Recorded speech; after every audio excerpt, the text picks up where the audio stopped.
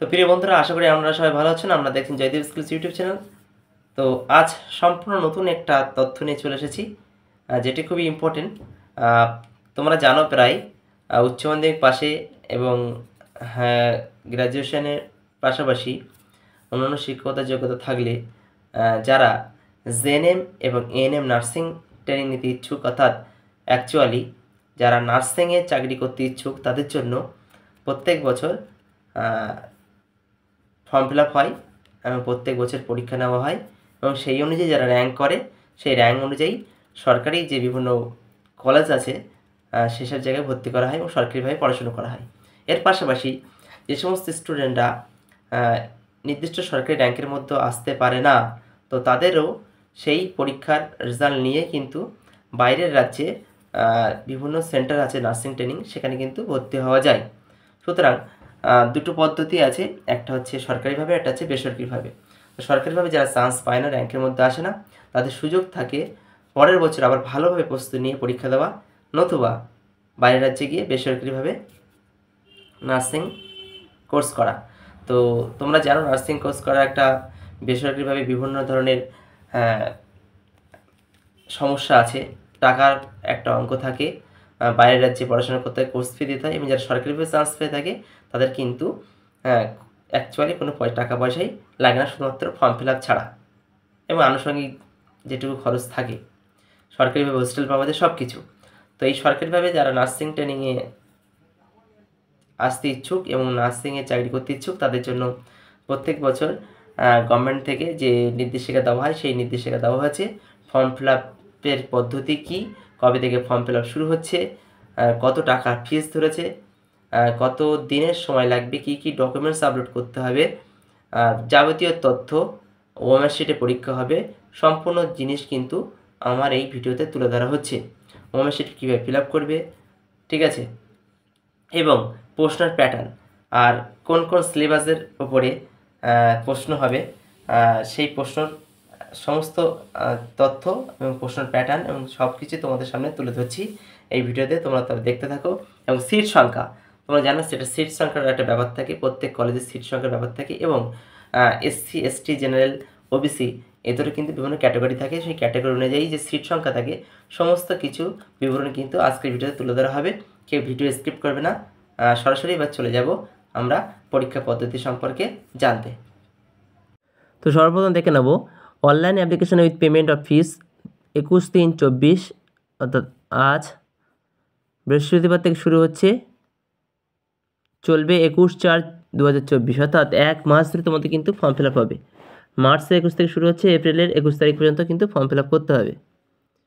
Online correction and downloading revise confirmation page, যদি correction করার ইচ্ছা থাকে, কোথাও কোথাও ভুল হয়ে যেতে পারে ফর্ম ফিল আপ করার সময়, তো সেই ভুলগুলো তোমরা সংশোধন করতে পারবে 23/4 থেকে 25/4, অর্থাৎ সংশোধন করার সুযোগ কিন্তু দিচ্ছে এবং সেটা মাত্র 2 দিন। Publication of download admit card এবং অ্যাডমিট কার্ড ডাউনলোড করতে পারবে তোমরা 5/7/2024 ফ্রাইডে টু 14/7/2024 সানডে, 5 থেকে 14 তারিখ পর্যন্ত কিন্তু ফর্ম ফিল আপ যে তোমরা করেছো তার অ্যাডমিট কার্ড তোমরা ডাউনলোড করতে পারবে। আর ডেট অফ এক্সামিনেশান, পরীক্ষা হবে 14/7/2024 সানডে 12টা থেকে 1:30, অর্থাৎ 1.5 ঘন্টার পরীক্ষা তোমরা এখানে জানতে পারছো। আর পাবলিকেশন অফ রেজাল্ট পরে জানানো হবে পরীক্ষার পরে।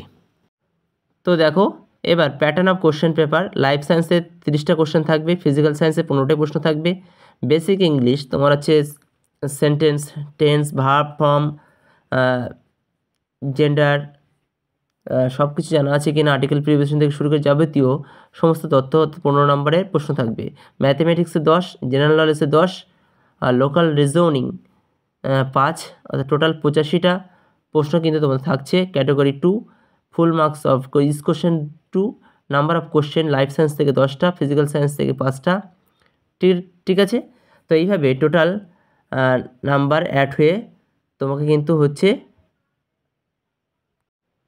টোটাল নাম্বার অফ কোশ্চেন হচ্ছে 100 আর টোটাল মার্কস হচ্ছে 115, ঠিক আছে। তো এই হচ্ছে তোমাদের পরীক্ষার প্রশ্নের প্যাটার্ন, আশা করি বুঝতে পেরেছো। এবার চলে যাব নেক্সট। তো দেখো 1.5 ঘন্টার পরীক্ষা হবে। The question will be in both English and Bengali language except basic English and logical reasoning, তা বেসিক যে ইংলিশটা থাকবে সেটাই, এবং লজিক্যাল রিজনিং যেটা থাকবে আমি প্রশ্নের প্যাটার্ন দেখে তোমাদের জানিয়ে দেবো রিজনিং কেমন টাইপের পড়বে, তোমাদের ধারণা তৈরি হবে।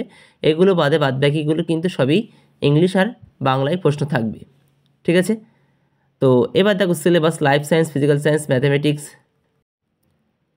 will be based on 10th standard syllabus of the recognized board council in India, and basic English, general knowledge, logical reasoning will be equivalent to 12th standard curriculum। আর বেসিক যে ইংলিশ আর জেনারেল নলেজগুলো থাকবে সেগুলো 12 standard, এবং বাদবাকি যে syllabus থাকবে জীবনবিজ্ঞান, ভৌতবিজ্ঞান, গণিত, এগুলো সব মাধ্যমিক লেভেলের। Mode of answering in the examination, OMR শিটে ফিল আপ করতে হবে, ঠিক আছে।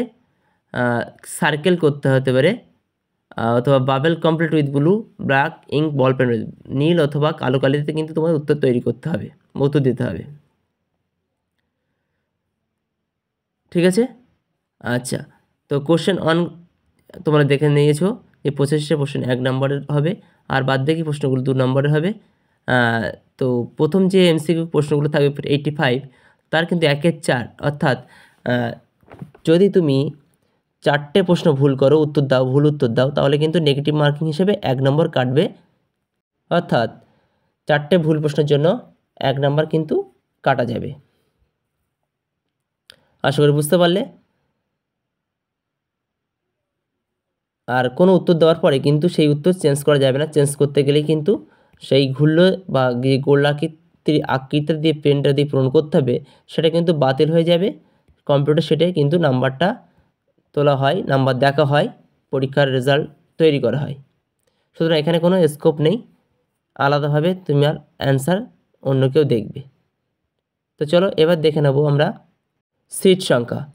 জেন্ডার অনলি ফিমেল যারা থাকে, অর্থাৎ শুধুমাত্র মেয়েরা এএনএমের জন্য অ্যাপ্লিকেশন করতে পারবে, আর জেএনএমের জন্য ফিমেল আর মেল দুজনেই, অর্থাৎ পুরুষ এবং মহিলা উভয় অ্যাপ্লিকেশন করতে পারবে। Maximum age, no upper age limit, কোনো বয়সের কড়াকড়ি নেই, no upper age limit ANM GNM দুটোর ক্ষেত্রে, ঠিক আছে। আর residence must be permanent residence of West Bengal, তাহলে ওয়েস্ট বেঙ্গল যারা বসবাস করছে অ্যাটলিস্ট 10 ইয়ার্স, 10 বছর ধরে 31/12/2023 পর্যন্ত, তো তারাই এই ফর্ম ফিল আপটা করতে পারবে এএনএমের জন্য। এবং ঠিক তেমনভাবে জেএনএমের জন্য 31/12/2023 যাদের বয়স থাকবে, এই বয়সে অর্থাৎ 10 বছর বসবাস করছে ইন্ডিয়ায় বা পশ্চিমবঙ্গে, তারাই কিন্তু এখানে জেএনএম ফর্ম ফিল আপ করতে পারবে। Minimum education qualification must pass 10+2, অর্থাৎ মাধ্যমিক পাশের সঙ্গে সঙ্গে উচ্চ মাধ্যমিক পাস করতে হবে, অর্থাৎ মাধ্যমিক আর উচ্চ মাধ্যমিক টোটাল যারা উচ্চ মাধ্যমিক পাস করেছে তারাই কিন্তু এই পরীক্ষার ফর্ম ফিল আপ করতে পারবে, ঠিক আছে। আবার বলছি, উচ্চ মাধ্যমিক যারা পাস করেছে তারাই কিন্তু একমাত্র এই ফর্ম ফিল আপ করতে পারবে। এখানে আমরা এই পরীক্ষায় আবেদন করার জন্য তফসিলি জাতি, উপজাতি, ওবিসি, আর্থিক অনগ্রসর ইত্যাদি শ্রেণীর পরীক্ষার্থীদের 300 টাকা আবেদন ফি জমা করতে হবে, অর্থাৎ যারা এসসি এসটি ওবিসি আছে তারা কিন্তু 300 টাকা ফর্ম ফিল আপ, এবং যারা এই 3টে বাদে অর্থাৎ জেনারেল কাস্ট আমরা জানি তাদের কিন্তু 400 টাকা ফি দিয়ে অনলাইনে ফর্ম ফিল আপ করতে হবে। আশা করি বুঝতে পেরেছো। দেখো রুলস অফ এক্সামিনেশন, তোমরা যারা উচ্চ মাধ্যমিক পাস করছো তারা অনেকেই নতুন পরীক্ষার্থী, এর আগে অনেক পরীক্ষা দিয়েছে বা দেয়নি, তো তাদের জন্য বলা, a copy of colour photograph as was upload during online application, অনলাইনে অ্যাপ্লিকেশন করার সময় তোমার একটা ফটো লাগবে, সেই ফটোটা ওই টাইপের এক ফটো, সেম ফটো তোমাকে সঙ্গে নিয়ে যেতে হবে। A print copy of admit card, একটা অ্যাডমিট কার্ড, যে অ্যাডমিট কার্ডটা অনলাইন থেকে ডাউনলোড করবে সেটা নিয়ে যেতে হবে, এবং সঙ্গে any photo identity card in original such as Aadhaar card, PAN card, passport, admit card মাধ্যমিকের, অর্থাৎ যে কোনো একটা আইডেন্টি প্রুফ হিসেবে তোমাকে নিয়ে যেতে হবে। প্রথম নিয়ে যেতে হবে তোমার হচ্ছে পেন নীল বা ব্লু কালারের, দ্বিতীয় হচ্ছে অ্যাডমিট কার্ড, তৃতীয় হচ্ছে তোমার আধার কার্ড বা প্যান কার্ড বা মাধ্যমিক অ্যাডমিট কার্ড, যে কোনো একটি, ঠিক আছে, অথবা স্কুলের আইডি কার্ড। এই নিয়ে তোমরা কিন্তু পরীক্ষা দিতে রুমে যাবে। পরীক্ষা হলে ঢোকার পরে তোমাদের কিন্তু পরীক্ষা দিতে হবে, সেট থাকবে আলাদা, ঠিক আছে। Darken appropriate circle, bubbles, question booklet number, কোশ্চেনে বুকলেট নাম্বার থাকবে, তোমাদের যে প্রশ্ন দেওয়া হবে সেই প্রশ্নের নাম্বারটা কিন্তু ওমের শিটে ফিল আপ করতে হবে, আর রোল নাম্বার লিখতে হবে, এবং কোশ্চেন বুকলেট সিরিজ ABCD, সবার একই ধরনের প্রশ্ন প্যাটার্ন হবে না, কারোর A, কারোর B, কারোর C, কারোর D, প্রশ্ন সব একই থাকবে, কিন্তু কারোর একে প্রশ্ন থাকতে পারে, সেই প্রশ্নটা কারোর B যে পাচ্ছে কোশ্চেন প্যাটার্ন তার সেখানে 15 থাকতে পারে। ঠিক এইভাবে সিডি তো একইভাবে থাকবে। এবার দেখো জেলা ওয়াইজ ডিস্ট্রিক্ট অফ ওয়েস্ট বেঙ্গলের জোন, কে কোন জোনে পরীক্ষার সেন্টার নিতে ইচ্ছুক। তো সমস্ত জোনের জোন কোড দেওয়া হয়েছে ফর্ম ফিল আপ করার সময় তোমাদের সুবিধার জন্য এখান থেকে দেখে নেবে। ঠিক আছে, সমস্ত জেলা এবং কোথায় সেন্টার সেগুলো দেখা যায়। বারাসাতে যে নর্থ 24 পরগনা 42। ঠিক আছে, এইভাবে ঠিক তোমরা কোড দেখে নেবে। তো সমস্ত কোড এখানে দেওয়া হয়েছে জেলা ওয়াইজ। আশা করি তোমাদের সুবিধা হবে, যে যার কাছে সেন্টার চয়েস করতে পারবে। ওএমআর শিট কীভাবে ফিল আপ করতে হয়, এমন টাইপের ওএমআর শিট দেওয়া হবে। ঠিক আছে, তো কোশ্চেন বুকলের নাম্বার, একের দাগে দেখো কোশ্চেন বুকলের নাম্বার ঠিক তেমনভাবে পূরণ করতে হবে। আর রোল নাম্বার যেটা তোমার অ্যাডমিট কার্ডে থাকবে সেটা ফিল আপ করতে হবে। আর দেখো নেম অফ দ্য ক্যান্ডিডেট, সেখানে তোমার নাম পাচ্ছে সিরিয়াল নাম্বারে। আর নেম অফ দ্য সেন্টার, যে সেন্টারে তোমার সেন্টার পরীক্ষা হবে সেই সেন্টারের নাম লিখতে হবে। এবং অ্যান্সার শিট যেভাবে আছে 4টে করে অপশান থাকবে, একটা করে গোল করতে হবে। এবং সিগনেচার অফ দ্য ক্যান্ডিডেট বাঁ দিকে 7 নম্বর সিরিয়ালে তলায় নিচের দিকে তোমার সই হবে। সিগনেচার অফ দ্য ইনভিজিলেটর, যিনি পরীক্ষা হলে দায়িত্ব থাকবেন, তিনি ডান দিকে সই করবেন কর্নারে। ঠিক আছে, 8 নম্বর সিরিয়ালে। তো এই হচ্ছে ওএমআর শিট। এবার দেখে নাও প্রশ্নের প্যাটার্ন তোমাদের কেমন থাকে।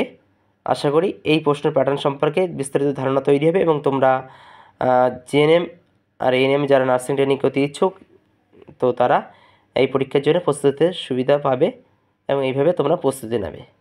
আর এছাড়া আরও কোনো তথ্য থাকলে অবশ্যই কমেন্ট করবে, তোমাদের সাথে শেয়ার করা হবে। সকলে ভালো থেকো, সুস্থ থেকো এবং প্রশ্নটা পরপর আসছে সিরিয়াল ওয়াইজ দেখতে থাকো। এবং এই ধরনের নিত্য নতুন আপডেট পেতে অবশ্যই চ্যানেলটির সঙ্গে থেকে বন্ধুদের মধ্যে শেয়ার করো।